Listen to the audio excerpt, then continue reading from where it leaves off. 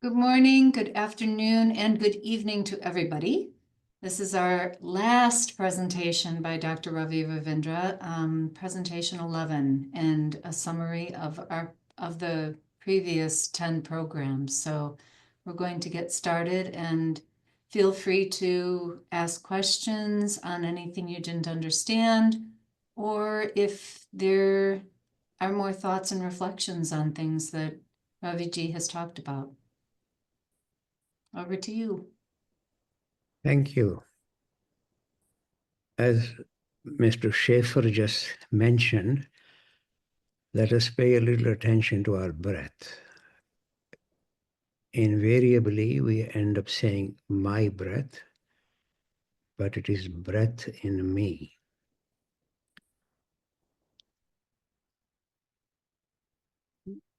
Divine energy enters into me, into each one of us to make us alive. It does that, bringing us to life through breath.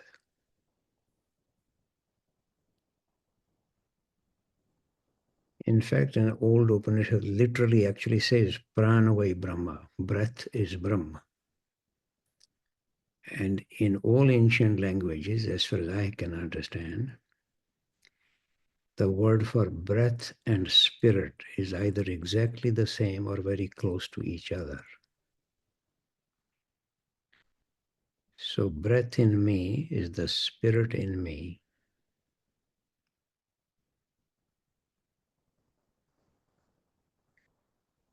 But again, a reminder, I have said this many times, don't try in any sense to force this breath, not to try to hold it inhaling or exhaling. Just simply pay attention to it, and it naturally changes in its quality.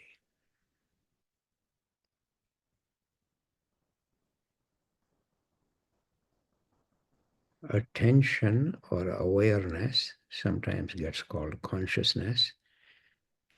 These words are occasionally interchangeably used, but awareness is the mechanism of transformation.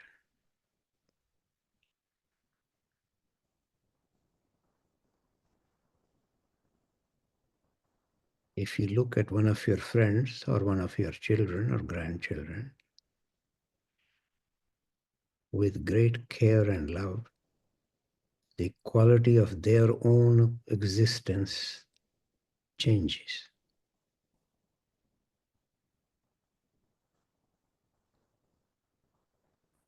Certainly, looking at oneself also brings about a change, but without forcing a change of any kind.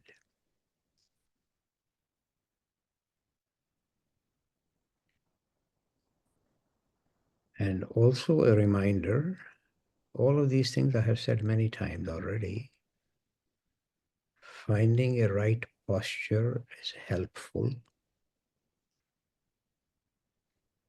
and remaining as relaxed as possible allows more and more receptivity. It allows me or assists me to welcome this divine energy to come deeper and deeper into me.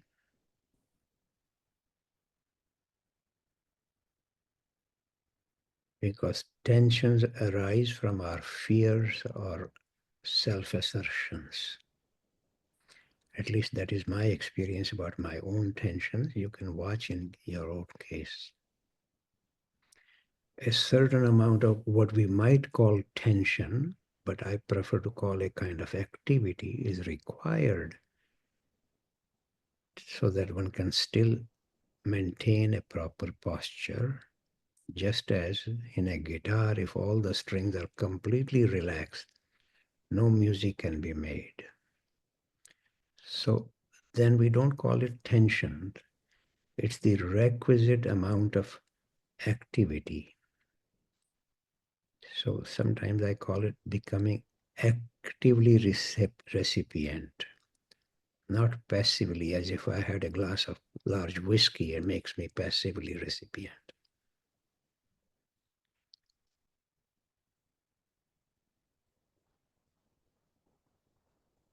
Again, I have quoted one of my mentors used to call this being like a relaxed arrow.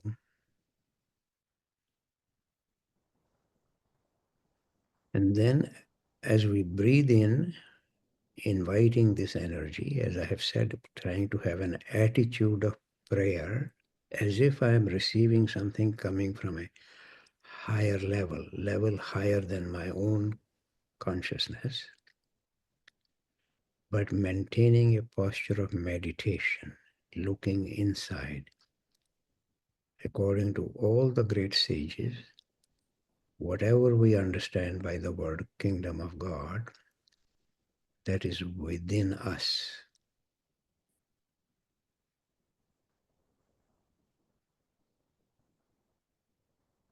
So deeper and deeper inside look, but an attitude of prayer, meaning receptivity, welcoming this energy. Sometimes a few words can also assist. A prayer can be complete silence, but as I said, sometimes a few words assist us. So you try. Simple words like breathing in divine energy, I can say internally, or if I'm alone at place, wherever I am now sitting, I can use these words externally. But if I'm in the presence of other people, just internally, breathing in divine energy, breathing out, placing my out breath into the whole of my body, nourishing it, bless me. Other very simple prayers, especially in the Christian tradition, very commonly used, Lord, have mercy.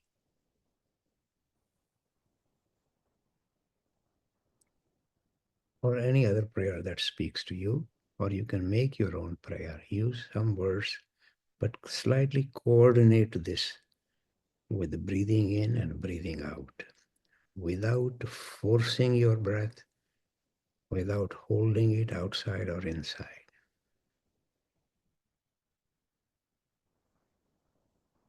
Again, some of you have heard me mention another prayer I frequently use, breathing in, maintainer of eternal wisdom. Breathing out, bless me with truth, love, and joy.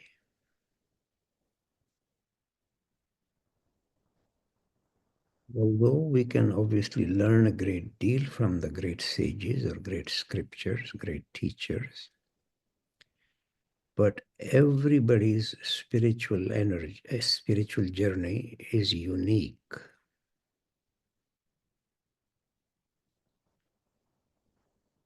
Therefore, there is no need to be wholly occupied with imitating something or taking that something, this is the only way to come to truth or to come to God. No, each one of us has a unique journey. We begin from where we are, not from the Mount Everest from where Christ speaks or the Buddha speaks. From the level of my own wandering attention, in spite of my effort to be generous and compassionate, just getting mad at somebody who doesn't agree with me or does something to me wrong. Watching all this, that's where I am. And then as I impartially watch it, gradually a certain change takes place.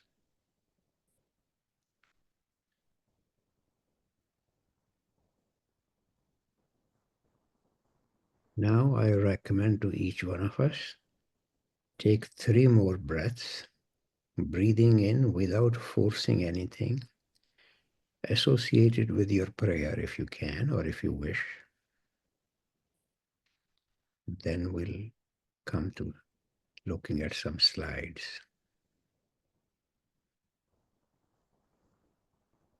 These are the 4 classical sages that I am particularly struck by: Krishna, mostly as reported in the Bhagavad Gita; Christ, as in the Bible; Patanjali in the Yoga Sutras. Buddha's teaching is spread in many different ways, but the most important book of his is Dhammapada. Literally, Dhamma is a Pali way of saying dharma, which is difficult to translate by one English word. It can mean law, it can mean order, it can mean responsibility, it can mean duty, it can mean obligation. You see so many different possibilities. But Dhamma is the Pali way of saying dharma. Dhammapada meaning text of dharma. Various sayings of the Buddha included in this. So these are the four ancient sages that I frequently have quoted, as you have seen in the past several gatherings. And then among the modern sages, the people that I have actually encountered, there are others. For example, I also on one occasion met the Dalai Lama. This was on the 100th anniversary of Krishnamurti's birth. In India, the Krishnamurti Foundation was having a big celebration, and Dalai Lama was more or less cheering that celebration. And quite ironically, they published a book at that time, and the first article in that book is an article of mine about Krishnamurti. So the Dalai Lama was rather eager to speak to me about that article. So we ended up having a conversation. So there are many other contemporary great sages. Thich Nhat Hanh, and I have heard of him. Probably, I'm sure there are others. But for me personally, the two I encountered, I also encountered some other Zen masters also. I occasionally quote them, but Krishnamurti and Jean de Salzman. So you have seen in these 11 presentations here, we had at least one by Krishnamurti, one or two by Jean de Salzman, but otherwise they are either by Patanjali or the Buddha or Krishna or Christ. Those are the various aspects I've been focusing on. So, but I think all of these sages would say, which I have titled here as the overall topic, a call to be a searcher, not a believer. It's easy to say that, but so much in us is just so conditioned by our cultural background right from childhood. For example, in Canada, I imagine it's the same in USA. We have holidays at Easter and at Christmas, not when the Buddha was enlightened. So the kids are naturally exposed to certain Christian background, or they talk about the Magi coming, etc. And because it is being, culture is actually transmitted from one generation to another right from the level of the childhood. So therefore, religious enunciations end up coming down to that level. Forgetting, as I tried to show you in one of the slides, that the three magi really are the three levels, three kinds of energies in our body which are being brought together at the birth of something true inside us, at the birth of Christ. Similarly, I showed you, I think I probably have that slide again today. I'll show you that St. George killing the dragon, the head of the dragon is the head of St. George. Personally, in my understanding, if the teachings of all of these four great sages or any others that I have encountered, one fundamental assertion by all of them, basic assertion, which seems to me to be absolutely the heart and the core of spiritual call, is to be free of me as much as I can. It gets expressed in varieties of ways. Christ said, unless you leave yourself behind, you cannot be a follower of mine. Sometimes unless you die to yourself, you cannot come to me. Or it gets expressed, Krishnamurti saying, as long as you are, love is not. Many different ways it gets said. But the central call of all of these great teachers, as far as I have understood, is how to be free of self-occupation, self-aggrandizement, self-fear, anything to do with me, basically. or sometimes it gets called me, my, mine. But don't get occupied with phraseology. But what is behind that is, where is my energy being spent? Where is my time being spent? So as I begin to look at it more and more carefully, then I can try to be a little free of that. Scriptures can help, teachers' remarks can help, but ultimately the journey is your own unique journey. So let me remark a few other things here. First of all, I think hardly anybody would disagree with me, except the church organizations don't agree. Truth or God is transcultural, translinguistic, transreligious. So for any religious organization to say, as the Catholic Church says, extra ecclesia nulla salus, outside this church there is no salvation. Can you really believe this, that the Buddha is burning in hell or Krishna is burning in hell? How can one honestly say that or feel that, make this as a doctrine, something that every Catholic has to say they believe in this? So I don't honestly can even understand this kind of remark. So for me, truth or God is not Eastern or Western, Hindu or Christian.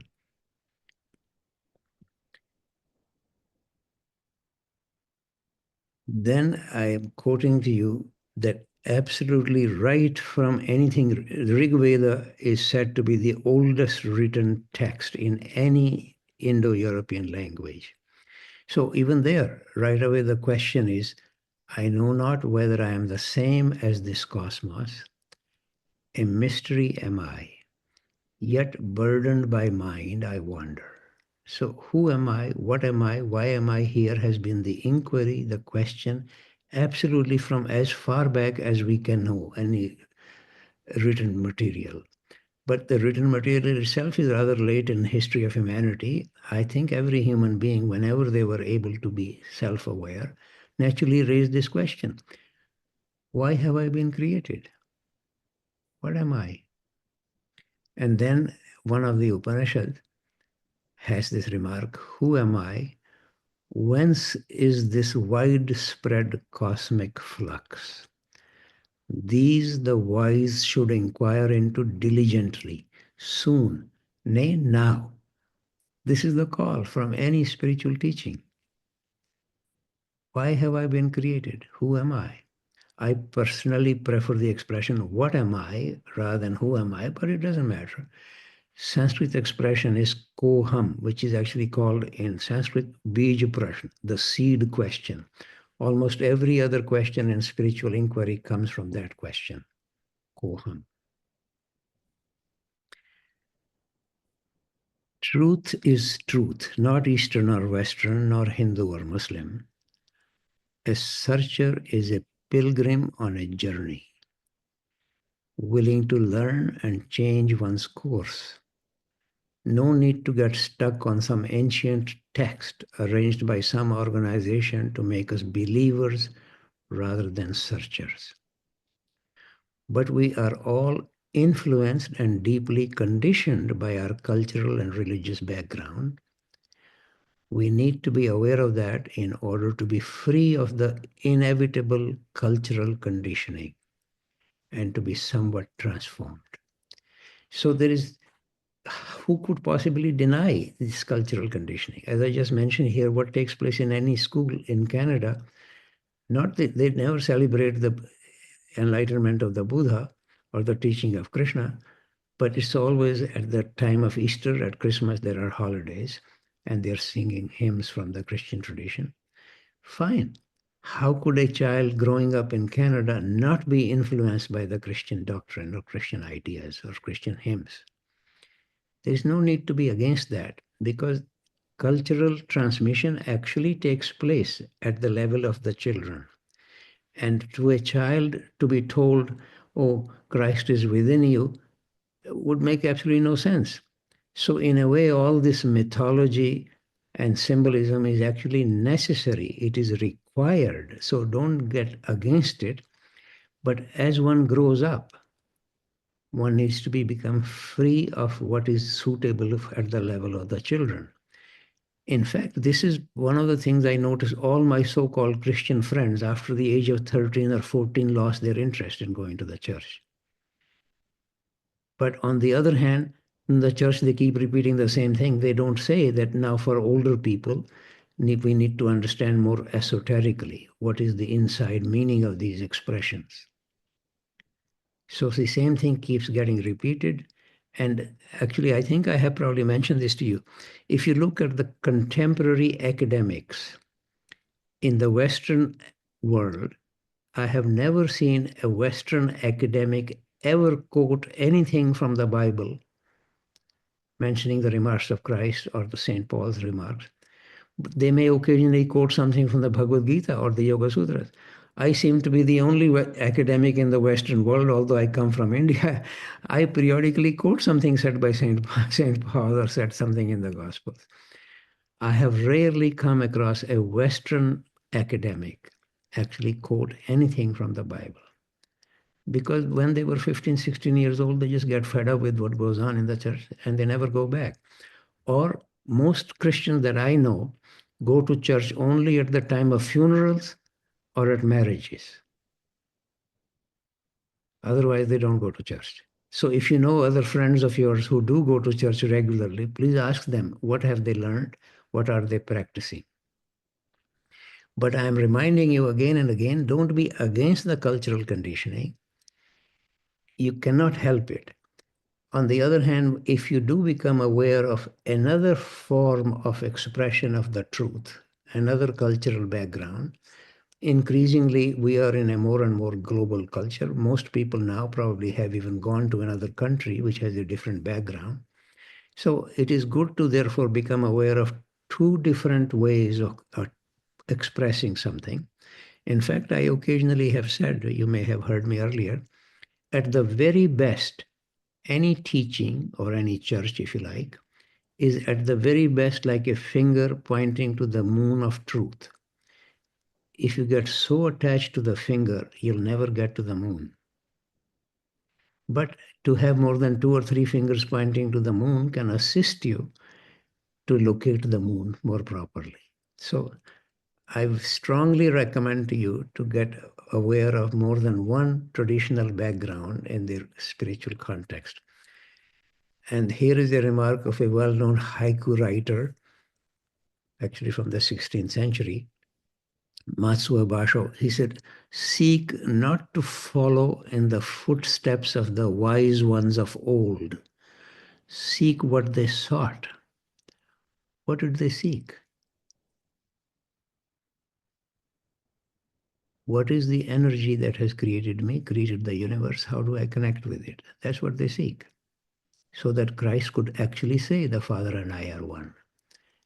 Similarly, Yajnavalkya in India could say, Aham Brahmasmi, I am Brahma. That's what they're seeking. But some of them were wearing jeans, some were wearing trousers, some were wearing skirts. We don't need to imitate what they were doing. But here is a remark from one of the Psalms. When I consider the heavens, the work of thy fingers, the moon and the stars which thou hast ordained. What is man that thou art mindful of him? You see, to begin to see our own smallness in the context of this vast universe. I'm certain that when this psalm was written, they were not necessarily thinking of more than one galaxy or even a galaxy necessarily. But it doesn't matter how many galaxies are needed to understand this. Personally, from my point of view, one galaxy is enough. Although these days they talk about 2 trillion galaxies. Usually the people who talk about so many galaxies don't seem to be struck by the fact that we are very small and therefore wondering, why have I been created?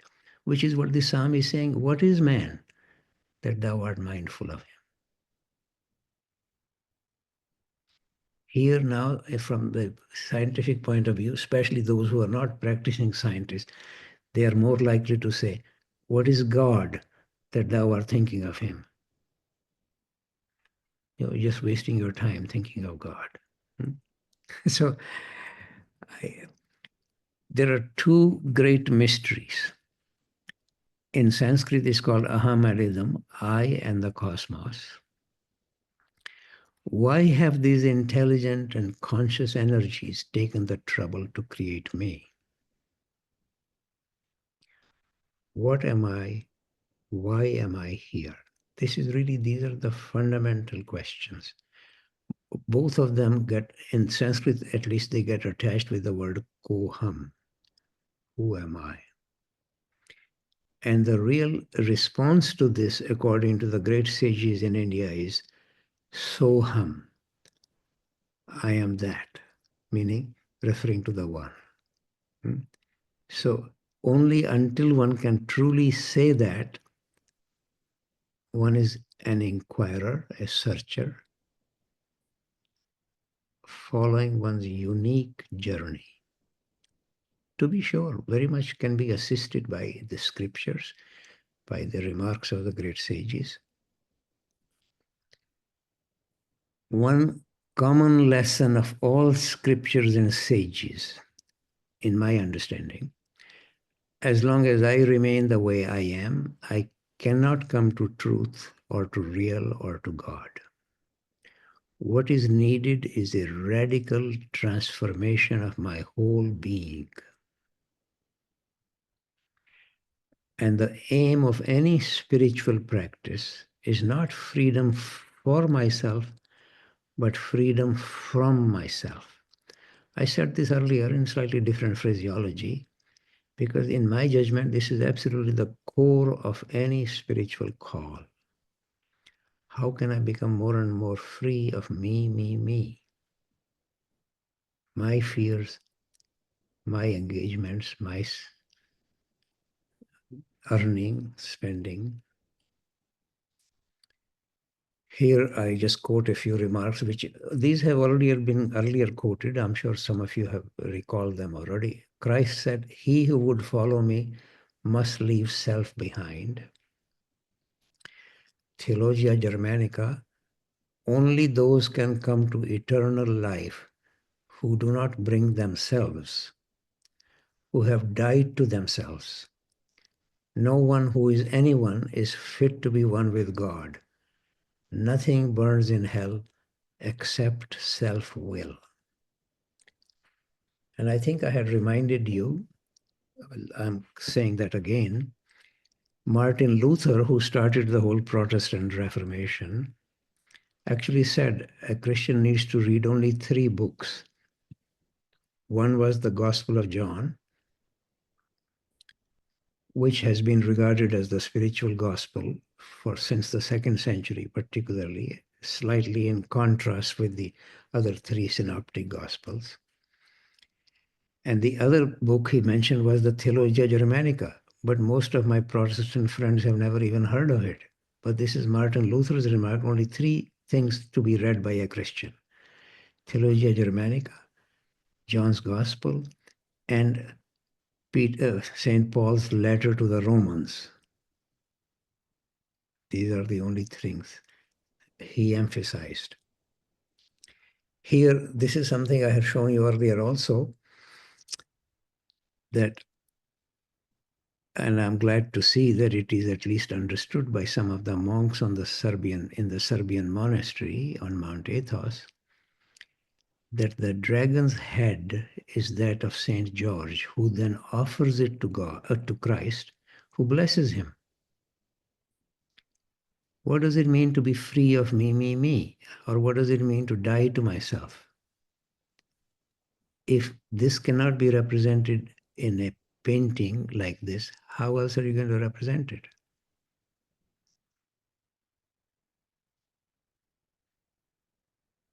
But our own head does become like a dragon, drags us down, constant self-occupation. And then in all serious teachings, great emphasis, something that I have been emphasizing again and again, self-knowledge, other words get used: self-observation, self-inquiry, self-knowledge. And it's very important and necessary requirement. And here is a remark of Krishnamurti. Self-knowledge is the beginning of wisdom. And without that self-knowledge, you cannot go far. And to seek the absolute God, truth, or what you will, is merely the search after a self-projected gratification. Therefore, you must begin near and search every word that you speak. Search every gesture, the way you talk, the way you act, the way you eat. Be aware of everything without condemnation. Then in that awareness, you will know what actually is and the transformation of what is, which is the beginning of liberation. Now, here I'm quoting him intentionally because it's coming from a great sage. Otherwise, I have been emphasizing this again and again, that awareness is what transforms something, which is what you can see here, and a very great importance of impartial and steady self-study. Self-awareness leads to self-transformation, and vice versa. More transformed one is, greater is one's self-awareness. So it's both ways.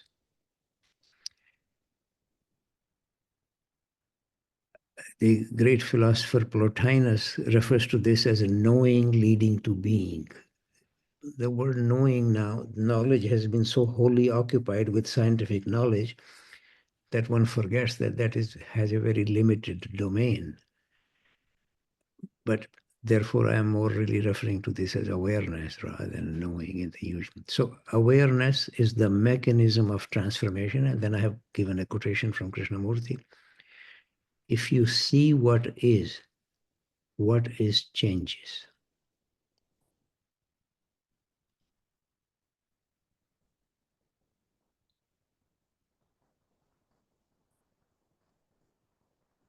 Here is a remark of Christ, but only in a non-canonical gospel. Sadly, you don't find it easily in the other gospels. The kingdom is inside you and it is outside you. When you come to know yourselves, then you will be known and you will realize that it is you who are the children of the living Father. But if you will not know yourselves, you live in poverty and you are the poverty. Personally, I don't think such a strong statement is easy to be found in any of the other traditions. You are the poverty if you do not know yourself. Very strong emphasis. Then, very strong call in all teachings.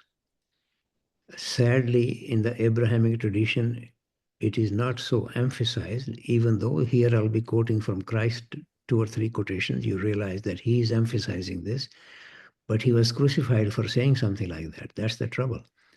But it is certainly very strongly emphasized in the whole of the Indian tradition, but which is basically, here, read this remark of Christ. This is not my remark. I've given you the precise reference for it in John's Gospel.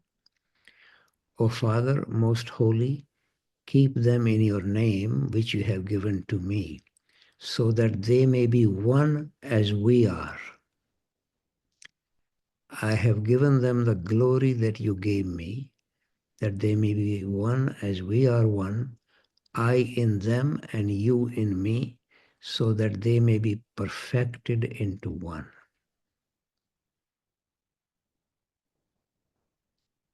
That is the overall call. All these 4 great sages whose pictures I showed in the very beginning.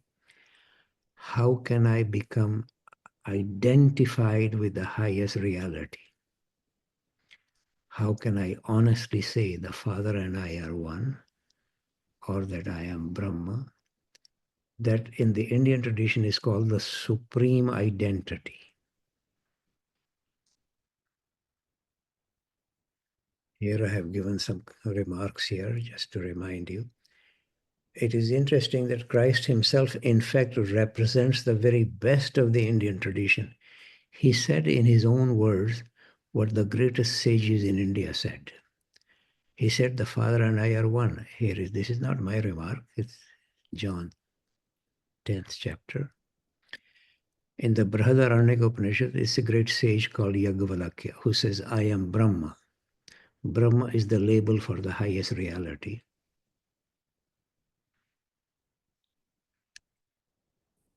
However, in the Jewish context, he was crucified, Christ. In the Christian context, Christ alone can say that, but nobody else. Whereas the call in all spiritual teachings, including, I just quoted Christ himself saying that the others who are listening to him can become one. Let me go back to this slide here. O Father, most holy, keep them in your name which you have given to me, so that they may be one as we are. I have given them the glory that you gave me, that they may be one as we are one, I in them and you in me, so that they may be perfected into one. It's not my remark. But anybody who even came remotely close to this in the Christian tradition is either killed or usually excommunicated. Meister Eckhart is an example of this. But in the Jewish tradition, Christ was crucified for having said this. This is a heresy.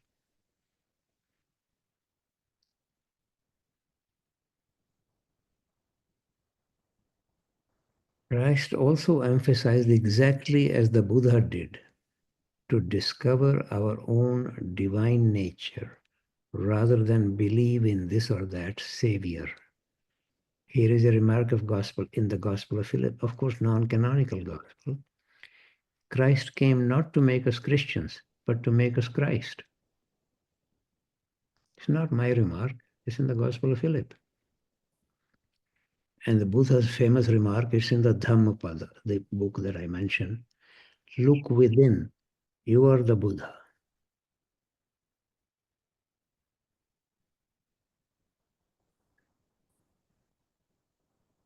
The function and purpose of a human being is to become a link, a conduit for Purusha, you could call it God if you like, for Purusha to manifest through Prakriti.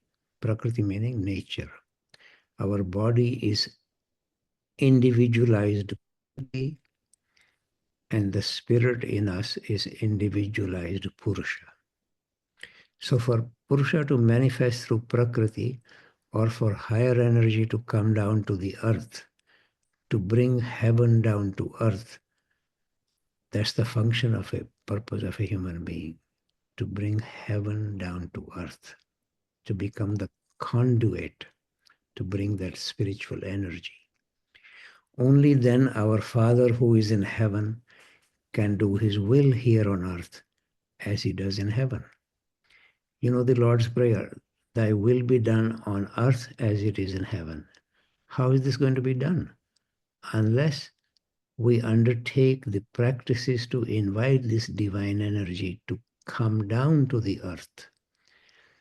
And if you seriously look at it, individualized earth is my body.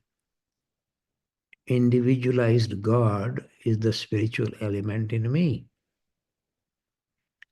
So increasingly to try to hear, try to receive, what is this spiritual element actually asking my body to do? That is the call, and then actually to undertake what it is calling me to do. The Rig Veda actually says we are children of both heaven and earth. Perhaps we have forgotten our connection with heaven. Letting this energy descend into the body is to let heaven come down to earth. That is the meaning of the incarnation of the Word, as far as I understand. Otherwise, it's very easy to say the Word was incarnated. Actually, if you look carefully, first chapter of John, 14th verse, It says there the word became flesh, and usual translation is the word became flesh and dwelt among us. But if you carefully look at the Greek version of it, what it actually says, the word became flesh and dwelt in us. Don't take my word for it. You go back to looking at the original Greek version of this. John chapter 1, verse 14.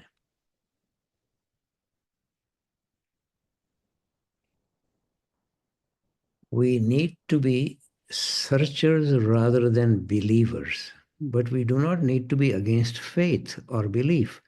Faith can assist search or research, or it can substitute for it. That's the trouble. Every scientist, for example, believes that there is order in the universe and that their research can assist in revealing that order. That faith encourages research. But sadly, most religions promote the sort of faith which does not enhance search. Instead, it substitutes for it. Just believe this. So there is nothing wrong with belief or faith either. That's the point I'm trying to make. For example, I give my own example here. A searcher has an inquiring mind, not a mind that already knows. What is needed is a state of unknowing, not of ignorance, but of innocence and a willingness to be surprised. Here is a remark from the oldest Upanishad, Brihadaranyaka Upanishad, which is repeated in a later Upanishad, the Ishavasya Upanishad. Into great darkness they enter, those who worship ignorance. Into still greater darkness enter those who are addicted to their knowledge. So how to know? Everybody knows many things, but a state of innocence. Then I simply say one can have a faith, as I myself do. My faith is that what the great sages like the Buddha or the Christ or Lao Tse taught is worth trying to understand and practice. That is my faith. Why? Because each one of them spoke from direct perception. It is said about Christ, he spoke as one with authority, not as the scribes do. Don't bother what the theologians say or what the ministers or the priests are saying. That's not important. Listen to the one who speaks from authority, which is why it was always very helpful to me to listen to some of these Zen masters or to Krishnamurti or to Jayanta Salzman. They spoke as one with authority, not as the scribes do. But there is no reason to be against scribes either. I keep repeating it. Sometimes their remarks or their saying, their writings can be helpful. And everything has many levels, including faith. This is the remark of Gurdjieff. Faith of consciousness is freedom. Faith of feeling is weakness. Faith of body is stupidity. Now, what do these expressions actually mean? Requires a little bit of effort. Faith of consciousness, if with some awareness, some attention, consciousness gets used in varieties of ways. The word attention, awareness. If with that, as I just said myself, I have faith that it is worth trying to understand and to practice the remarks and the teachings of Christ and the Buddha. That is faith. I did not meet them. I did not really know exactly what they said. I'm just simply finding something that has been said by them, written in one place or the other. Then faith of feeling is one just wants to feel good about it. Oh, I have faith in something.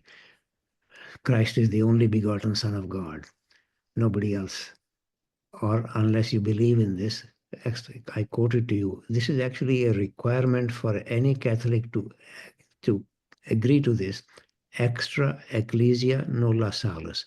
Outside this church, there is no salvation. So as far as they're concerned, the Buddha or Krishna or Lao Tse, Socrates, they're just burning in hell. because they have no salvation. Can you really believe all this? There we are. More than nearly 2 billion Roman Catholics on the planet. Then faith of body is stupid. To keep imagining that my body will live forever, so therefore we don't cremate it, we bury it, and with the second coming of Christ it will rise again, blah, blah. That's the faith of body. I just find it absolutely amazing that this goes on for centuries. But in the true scientific spirit, even if something is said by a very exalted sage, I need to ask, how does it apply to me? Is it true in my experience? But there is a bit of a paradox here, because it may not be true in my present experience, but the call is that if I begin to practice some of these remarkable teachings, it will change the quality of my experience. This was a regular question being raised, was raised in the Buddhist tradition, because one of the Four Noble Truths of the Buddha is that desire leads to suffering. This is one of the Four Noble Truths of the Buddha. Then the question was periodically raised, isn't desire for nirvana also going to lead to suffering? Then the usual response to this from the Buddhist sages was, yes, it is true. If I just keep sitting there and keep wishing for nirvana, it will lead to suffering. But if I begin to practice some of the things which are being suggested by the Buddha, then gradually the quality of my desire will change. So, therefore, if I now dismiss something said by Christ or by the Buddha because it does not correspond to my experience, I'm suggesting to you, be a little careful. Because it is possible if I begin to practice something that Christ brought or the Buddha brought, both of them are bringing the same thing. All the great spiritual teachers bring exactly the same teaching. I repeat this again and again, namely freedom from me, me, me. That's all they are bringing. All of them in different phraseology, different words. So if I begin to practice a little bit of this, then a remark of the Buddha which did not resonate with me earlier, maybe a year later after some practice, it actually begins to resonate. So what I'm saying to you is therefore not a good idea, even though I'm saying that unless it actually applies to me, it's just a nice idea. On the other hand, I'm also alerting you not to get it so literal-mindedly, because allow the possibility that something in me will be transformed in the next few years after I begin to learn something, to practice something, then something, therefore it will be experienced differently by me. Otherwise, as I said here, I condemn myself to remain permanently at the level I now am.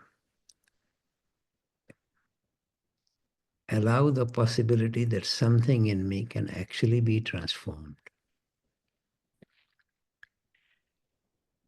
Then another remark from the oldest Upanishad, those who depart from this world without having realized their own inner world, to them life has been of no service. It remains unlived, like the unrecited Vedas or any other undone deed. So what is the deed? Realizing one's own inner world. So then naturally I need to know what is my inner world. That's the call. What the great sages of scriptures have said is not meant to tell us what nirvana or God is while we stay the way we are. See, it's very easy for people to ask, Actually, many people ask the Buddha what is nirvana, and he refused to describe it. Some of you know actually, I tell you the way it is usually expressed in the Buddhist literature. Buddha's remark was that if a man has been pierced by a poisoned arrow and his friends wish to take the arrow out, but the man says, unless I know whether the arrow came from the east or the west or the north or the south, I won't let the arrow be taken out. Or until I know whether the man who shot the arrow was tall or short or fat or thin, I won't let the arrow be taken out. Gradually, he says many things like this. Then he says, then by the time all these questions are answered, the man will certainly die. Therefore, the Buddha doesn't talk about where did the suffering come from, where did the arrow come from. He's just basically teaching how to get rid of this arrow. Therefore, he doesn't describe what nirvana is. That'll be really just talking about what nirvana is. But he's teaching what to practice to come to nirvana. So here, I repeat that again. What the great sages of scriptures have said is not meant to tell us what nirvana is or what God is while we stay the way we are. They're trying to teach us the practices that may transform us and make us able to experience nirvana or God. This is the remark of a great philosopher in India, Shankara. He says, disease is not cured by saying medicine, medicine, medicine, but by taking medicine. Deliverance is not achieved by repeating the word Brahma, but by directly experiencing Brahma. Otherwise, Hail Mary, Hare Krishna, it just goes on and on.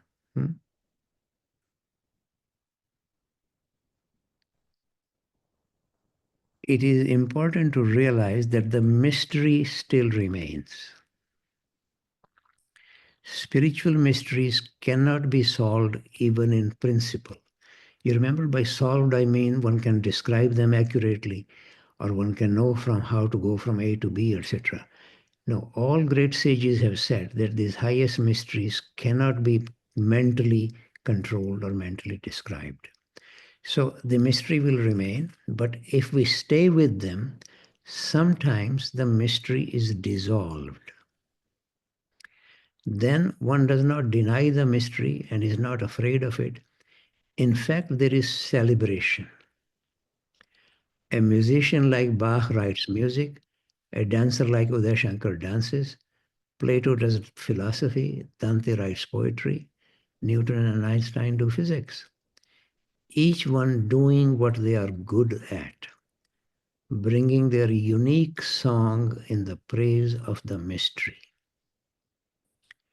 The great scientist Kepler said, I am a priest of God in the temple of nature.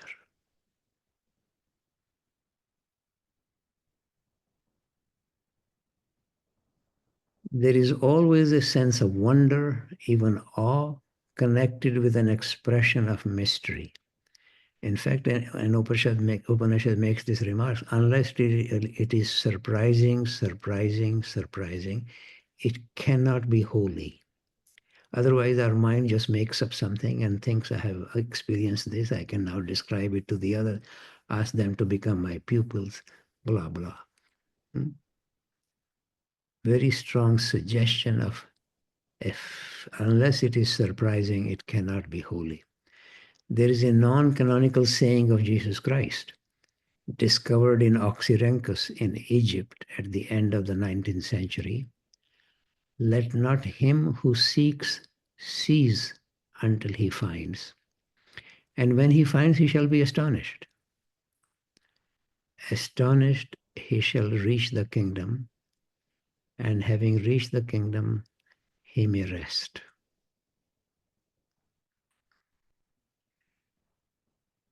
Wisdom begins in wonder. The only true wisdom is in knowing you know nothing. This is Socrates, hardly an ignorant man.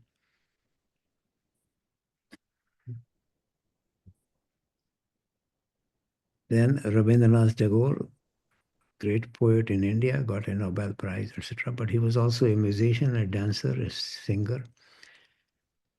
In the beginning of my life, with the first rays of the rising sun, I asked, who am I? He wrote this poem only 13 days before he died in Bengali. That was his mother tongue, but I'm giving this in English here. In the beginning of my life, with the first rays of the rising sun, I asked, who am I? Now, at the end of my life, with the last rays of the setting sun, I ask, who am I? So the mystery remains. But if it did not assist him to celebrate the mystery, I would be surprised. His poetry is absolutely remarkable, got Nobel Prize.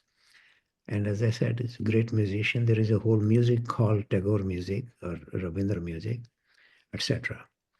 And towards the end of his life, he wanted to learn physics because he had many dialogues with Einstein. So I am now suggesting to you, let us seek and celebrate the divine within. We are the children of eternal life. Amritasya Putra, as the Rig Veda says. Or the children of the living Father, as the Christ said.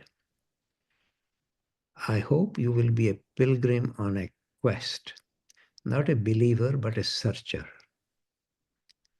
Best wishes to you in the journey of your life. That's my wish for you.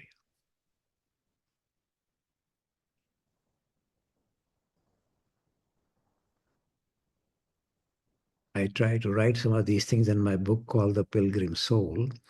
Actually, if you look at the subheading of it, A Path to the Sacred Transcending World Religions.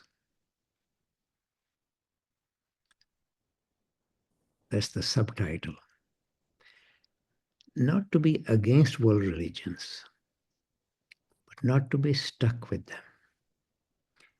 In fact, to be aware of more than one religion can be rather helpful. It points that there are differences, different ways of expression. One doesn't need to get attached to something.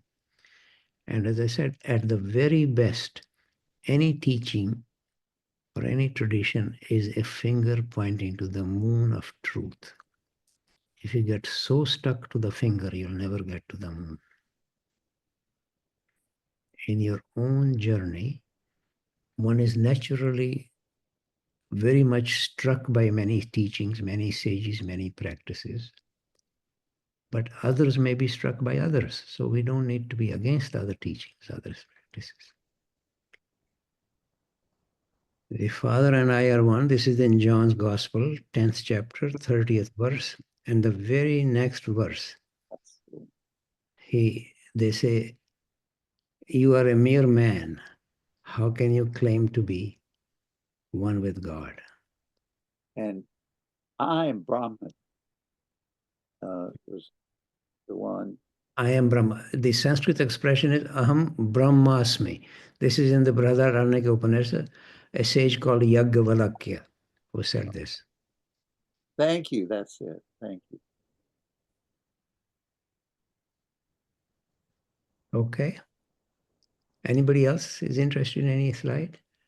Otherwise, now we have, certainly according to my clock, 8 minutes after the hour. Let's meet. But I hope some of this strikes you people to be a real searcher rather than becoming a believer in this or that. But there is no reason to be against faith or against the churches or against the teachings. Everything has its place, including the devil. So no need to be against the devil either, but to find their proper place.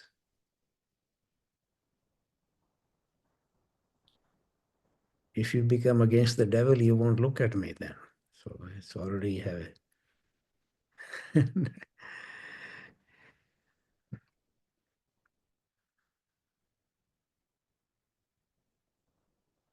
Perhaps I'll just ask, am I, can you hear me? Yes, I can hear you. Oh, okay. I was raised as a Catholic. I don't know if this is a way to start this observation or question, but I was raised with many, I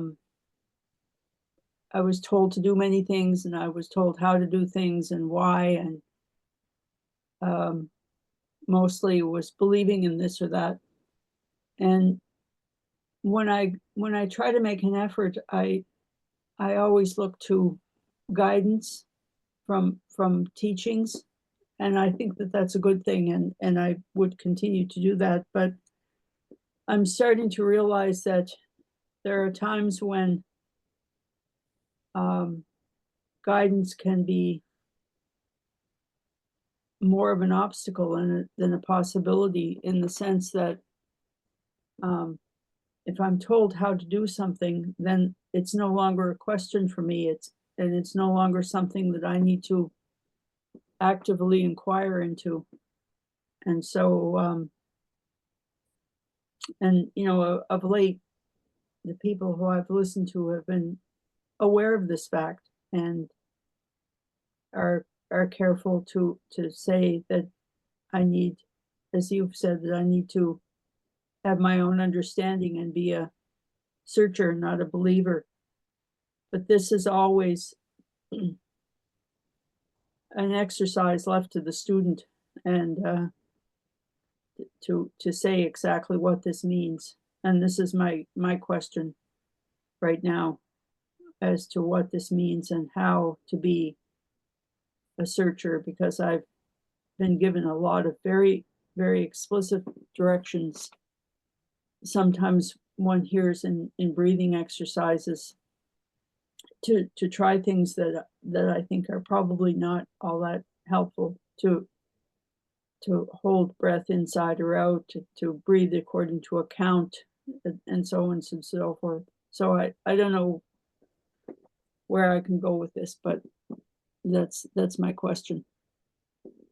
I think if something is said, either just merely that you just listen to it and just believe it, but if on the other hand there is a suggestion, therefore to try something, then you can try. And if it doesn't correspond to your well-being, or even that it is not assisting you to become clearer minded or more compassionate, then you can forget that particular practice. I think when I say to be a real searcher, there is this tricky thing that I mentioned earlier also. If at present a remark or teaching of Christ or the Buddha doesn't quite resonate in me, it is still a good idea not to wholly dismiss it, because it may be that I will develop in the next few years or few lifetimes, and then this particular remark will have more resonance in me. So, in a way, one of the reasons for really honoring the great sages, which have been historically honored by millions or billions of people, is because their teachings are beyond examination from our level. But that doesn't mean, on the other hand, that I can be just a stupid believer. I try something and to see if it is even pointing to me in the right direction or assisting me or not. That's certainly my overall feeling. But it is true, on the other hand, that, for example, Christ even makes this remark. I think I quoted yesterday, "He who is near me is near the fire, and he who is far from me is far from the kingdom." Now, so being near him or near his teachings is clearly not so easy if it is near the fire. So then I can either run away and not be anywhere near Christ's teaching, or I try to find ways of, even if it is getting close to the fire, can I find appropriate clothing or appropriate way of more or less protecting myself, that I can come close to the fire still, to his teaching. The word fire not to be taken so literal-mindedly. So my own impression is that one also has to question oneself, not only to question the teachings. Where am I coming from? Just otherwise, I like it or I don't like it. Well, that's one kind of easy way to get rid of something. Anybody else? I see Tanner has his hand raised. Please speak, Tanner. Thanks. Well, first of all, I just wanted to say thanks, and it's been nice to get to know you and go through your presentations the last few weeks. I definitely have felt some transformation in myself, and I just feel like I've decategorized, I don't even know how to say the word. I've lowered the categorizations that I used to have about which religions belonged where, whether East and West or Christ over here, Buddha over there. And I just think that what you were speaking towards earlier today about being conditioned spiritually, that was sort of how things went for me growing up. I had a lot of spiritual tension in my household. Um, my dad's like a militant atheist, and my mom actually was a Scientologist. So it was quite a confusing um, upbringing for me in that regard. So I just kind of rejected it all. So I just feel like I've kind of lowered some of the barriers, and I feel like I'm creating less others in my life now. So that's been really peaceful, and been nice to reflect on. And then I do have a question for you as well, or maybe I wanted to know what your response might be. Because something I heard growing up a lot is this idea that if there is a God, he is a scientist.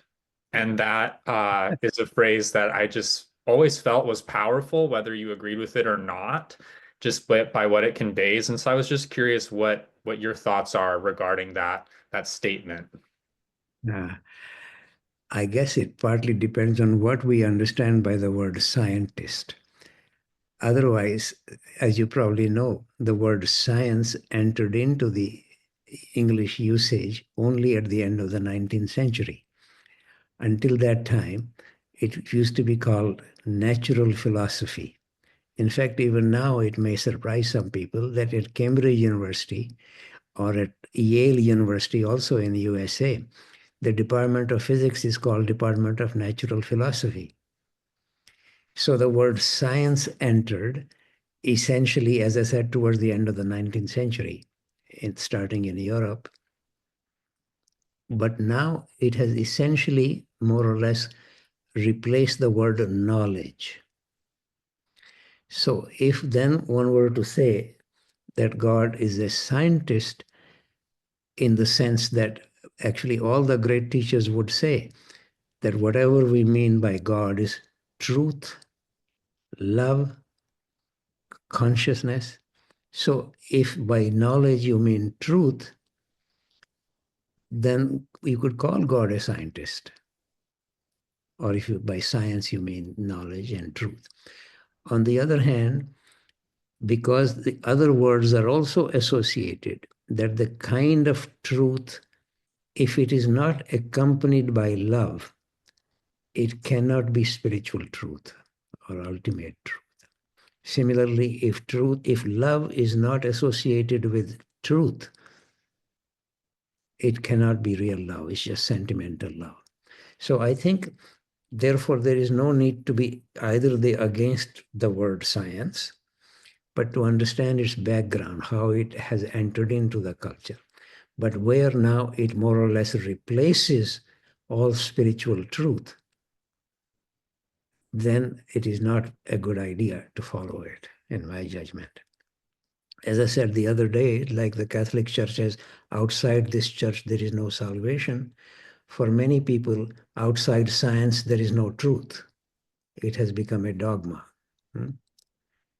Then almost certainly, to be sure, I'm not really sure of that, but my impression is that the Buddha could not fix my computer if it went. So he's not scientist in that sense, or a technology. It's a different kind of knowledge that he has. But maybe he could fix it. I don't know that, but that's my impression, that he couldn't fix it. I may be wrong.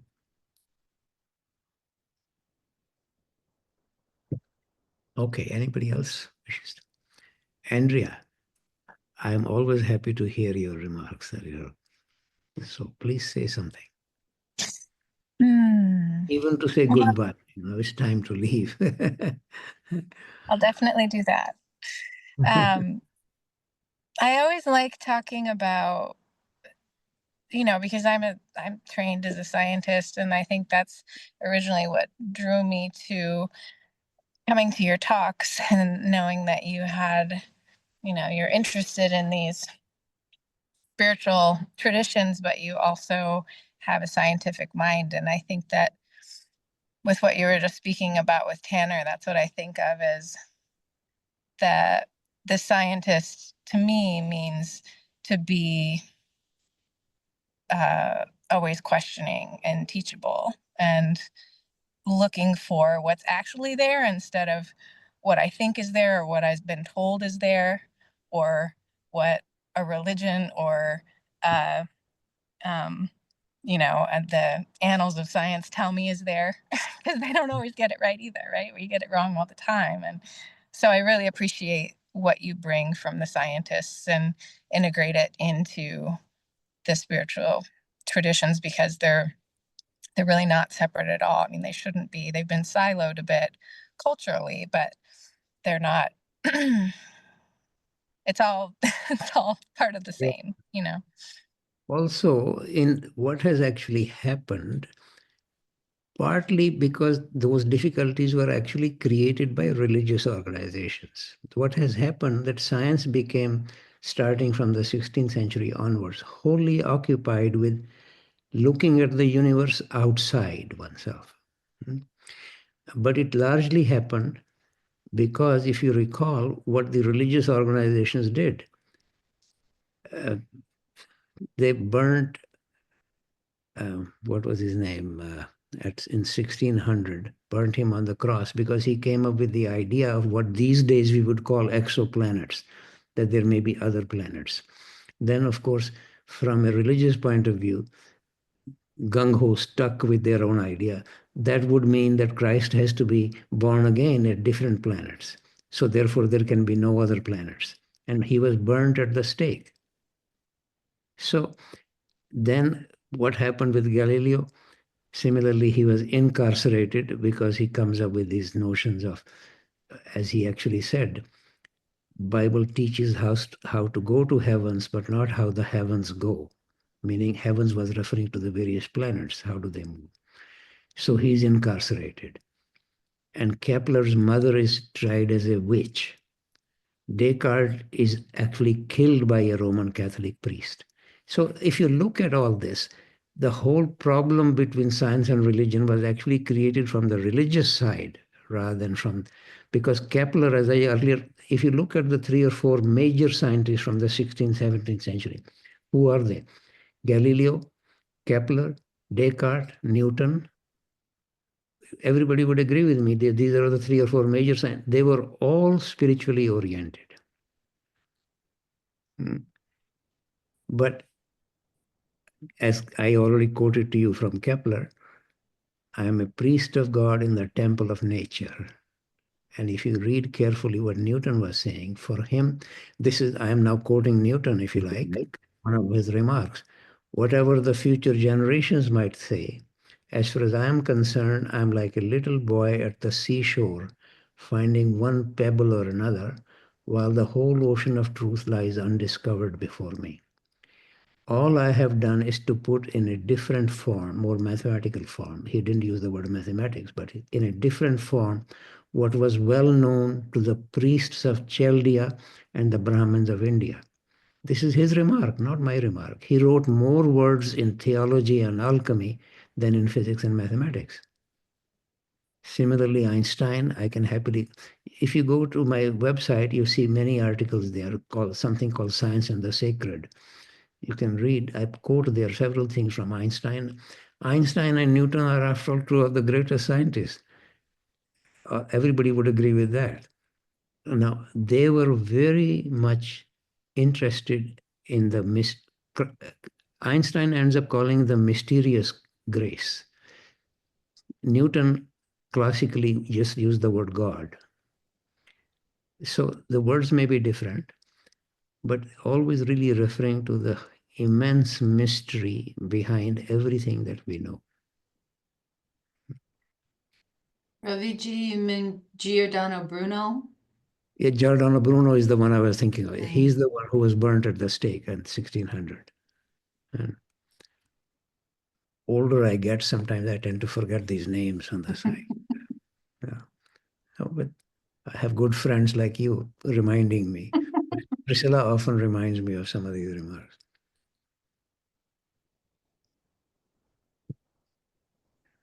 So And certainly, yeah. is it you, Ravi, or is this you quoting someone who says what scientists say is not what science says? Yes, that's another thing. Again, this is quite ironic, really, in a way, because what does science say? Well, if you look at it very carefully, it's always indicating how limited we are in our knowledge. But scientists, but not all the scientists actually, but usually people who are either small level scientists or are just struck by science, but they are not practicing scientists. They have a great honor for science because it just blows their mind. These days, especially, oh, because quantum mechanics has this mystery and spiritual teachings have this mystery, so quantum mechanics has now shown the spiritual mysteries. It's, when I was a young boy, my father used to actually bring us this. He would say, Socrates is mortal, a cat is mortal, therefore Socrates is a cat. That is what is now happening with the quantum mechanics. Something is a mystery in quantum mechanics, something is a mystery in spiritual teaching. Therefore, quantum mechanics has now proved spiritual. You know, I keep reminding people everything that we now know in physics was unknown 140 years ago. So allow the possibility that in the next 140 years, scientists will find something. Maybe in next 1400 years, they will find something. Otherwise, they're just dumb scientists. You know, something will be found that we don't now know. But to now imagine, it has always been the case. This actually started saying this in the 16th century. Earlier there were primitives, now we know. And then another revolution takes place, or earlier there was a mistake, now we know. You know, that thing always goes on. And I think I have quoted to you, some of you may have heard me, the president of the British Scientific Society at the end of the 19th century. I'm just forgetting his name. I think it was Thompson something. In any case, this is in, he gave up his position in 18, let me get my bearings right here, in 1856 or something, or 57. And his presidential address at retirement, this is what he said. First of all, he points out how wonderful the 19th century physics has been, because this is when electromagnetism was discovered and that light is an electromagnetic wave, etc. Many remarkable things, particularly brought by Maxwell and Faraday. And then he says, but I have only one regret left, that the physicists have nothing left to discover. The future physicists have nothing left to discover. This is 1857, president of the British Scientific Society making this remark. Only one regret left. Almost everything now we know has been discovered since then. 1900, Max Planck came up with the first paper in quantum mechanics. 1905, special theory of relativity of Einstein. 1911, Bohr's model of the atom. 1915, the general theory of relativity.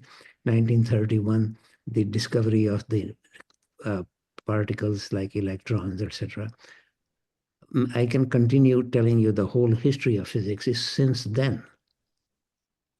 But you see, this attitude is very strong. Now we know. Earlier, they were primitive. It is, but also this is part of the reason why I was asking about the Kali Yuga the other day, because also there's sometimes I get this sense that we really are living in the past, or like almost like a dark ages, especially when it comes to medicine. Like we've had some really great technological advances in medicine, but especially the way Western medicine is used, it's really kind of archaic. Like it's very generalized, and it often makes us sicker. And so it's times like that I feel like I can kind of, I believe in the Kali Yuga more strongly. It seems like we have so much more potential. We can do so much more, and we will, but I still feel like we're kind of living in the dark ages as far as we've come.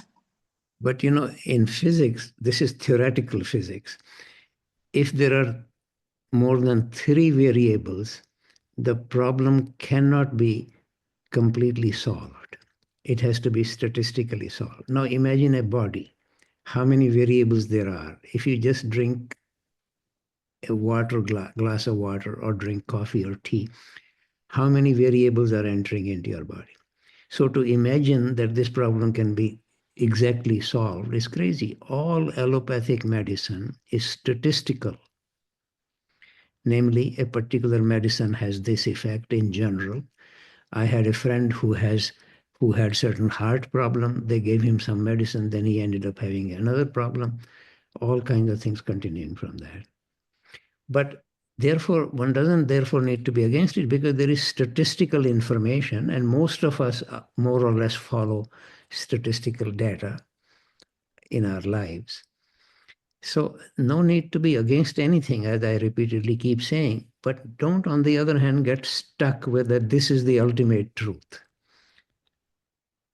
Even the Buddha and Christ cannot describe what is the ultimate truth. How can you expect a medical doctor or anybody else to be describing the ultimate truth? So, on the other hand, no need to be against any of this. In fact, allopathic medicine, their best aspect is their surgery, actually. It's much better than anything in Chinese medicine or Indian medicine, classical Indian medicine. So there are many advantages, but But I think that what Andrea is talking about, though, it seems that there's this imbalance because there are certain cultures, like right now in India, everyone wants to take a pill. If you're not taking a pill, then, or you're not getting a shot, or you're not seeing a doctor, then something's wrong with you.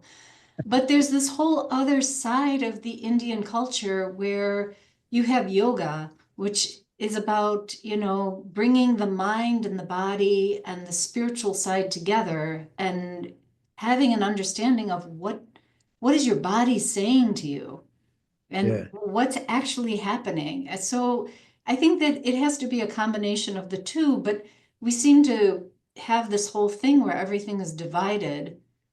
It's either It's partly what is happening. At least this is my own experience talking to many people in India. I go to India about twice a year, so it's not that I'm unfamiliar with what's happening in India.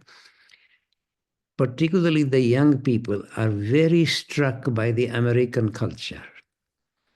They even want to go to coffee shops organized by the American companies or eat that kind of food, and very struck by the films coming from Hollywood and all the technological things. And of course, the computers are now completely taking over, and AI, etc. So the older generation still maintains some classical notions. And of course, having said that, one should immediately also say that there are many people in the older generation very struck by the Western culture, or American culture in particular. Similarly, many people in the young group are very interested in the classical Indian teaching. So what I'm saying is a general kind of remark. It doesn't apply to everybody.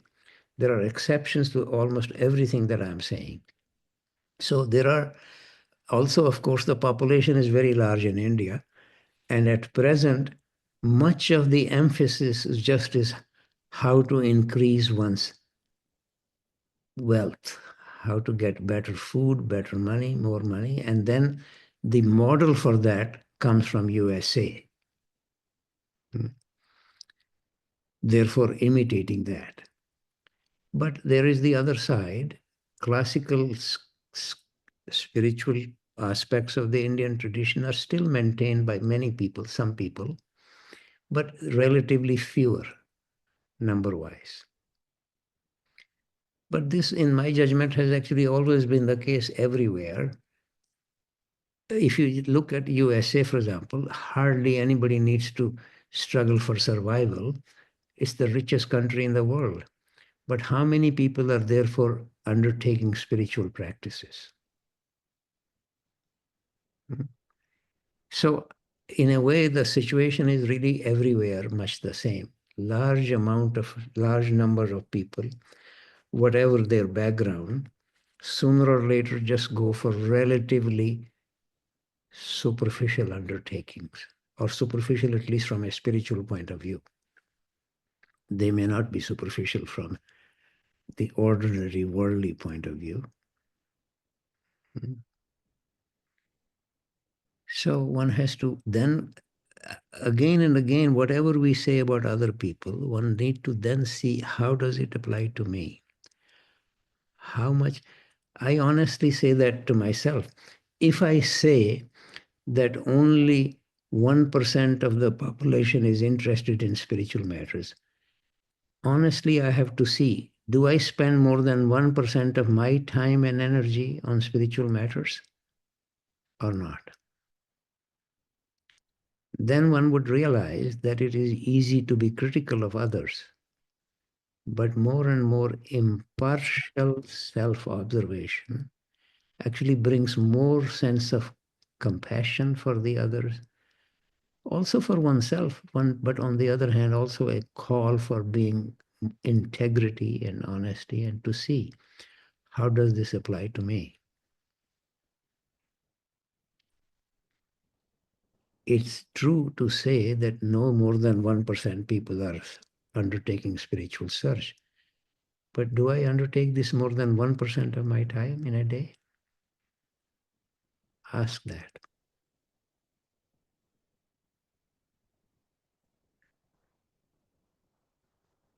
That brings a certain integrity, certain honesty.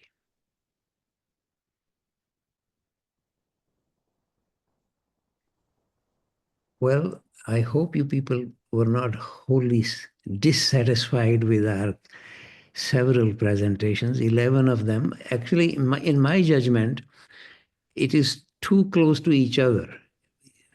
I think we needed more than 1 week between one presentation and another presentation to allow people to think more about this. But on the other hand, of course, at the school, if I were to come to Ohio, it'll be the same thing. It'll be successive days. So sometimes the organizations naturally need to, they have to live with other demands and other calls.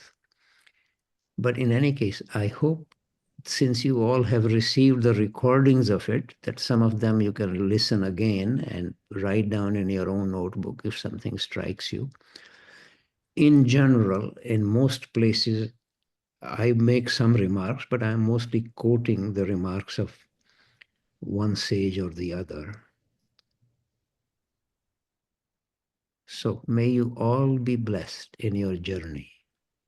Thank you, Ravi Ji. You know, one of the things that I've been sitting here taking notes. I've got my pad of paper and so forth. And as I read through the notes, one of the things that I so much appreciate is the fact that when we have these presentations, we start seeing the similarity, you know, like Jesus is quoted in the Bible, but then I start seeing, well, this is Dharma in another way. This is, you know, this is talking about Dharma in another way, or karma in another way. So you're able to see how, just as you have pointed out, that there are these various teachers who speak in from their path, but the teachings very much meld into each other. They're just said in a different way. Yeah, different languages are used by these people Mhm. because there are different countries. As I Yeah, have said already, for example, Christ is speaking to people of Jewish background and in Aramaic, right, occasionally a little Hebrew. The Buddha is speaking to people of Hindu background in Pali, derived from Sanskrit. right. So the languages are different. That itself ends up emphasizing slightly different words, etc. No, more and more I keep saying, personally, I'm absolutely convinced if the Christ and the Buddha or Krishna were to meet each other, they will be delighted to hug each other with Yeah. love. Absolutely. But I wish, on the other hand, if a Christian priest and a Buddhist priest were to meet each other, could they actually love each other and admire each other's work? That would be the wonderful thing. Or keep imagining that they have the absolute monopoly of truth. Hmm. Hmm. Richard, did you have a question? You have to unmute. Unmute yourself. Oh, no. Ravi, in considering these sages, did you give any thought to Ramana Maharshi as one person to be considered? Yes, Raman Maharishi, I think I told you, or I think I said that one. The only book he actually read was the Bible. Hmm. And one of his remarks actually, or I wasn't there, obviously, it's quoted by somebody else who spoke to him. One of his remarks that what is referred to as Yahweh in the Bible is the same as Brahma in the Indian tradition. This is Raman Maharishi's remark. And then somebody asked him, how should we treat others? He said, there are no others. Who has that kind of attitude? You know, he was clearly a remarkable man, but I never met him really, and I'm personally not really very knowledgeable about his. He didn't write anything, but many things he taught, and people listened to him. They have written what he said, but I haven't read very much of that. But still, if you have read something by Raman, I'm almost certain it'll be touching and helpful. Thank you. Yeah, and he didn't speak English, so he had to have an interpreter because he spoke Tamil, didn't he? Yes, I mean, Yeah. he spoke Tamil, as far as I know. Yeah. Yeah. And Krishnamurti, first time he met me, he started speaking French. He somehow really liked to speak French for some reason. Okay, so Are may there you any all other be blessed. final comments or questions from anyone? Anybody, if anybody wishes to say something or to ask something, I'm absolutely happy, but we don't need to feel obliged about this. Richard, go ahead and unmute yourself. Again, you have to unmute yourself, sir. Thank you again for the emphasis, especially your meditations on breath awareness. And I'll never see Jesus blowing on his disciples and giving them the Holy Spirit the same way. But he did actually come to them. And you know that expression of his, he actually did emphasize breath, but not doesn't get used like that classically. Okay, bye-bye. Thank you, everyone, for your presence and your questions and your interaction. And thank you so much, Ravi Ji.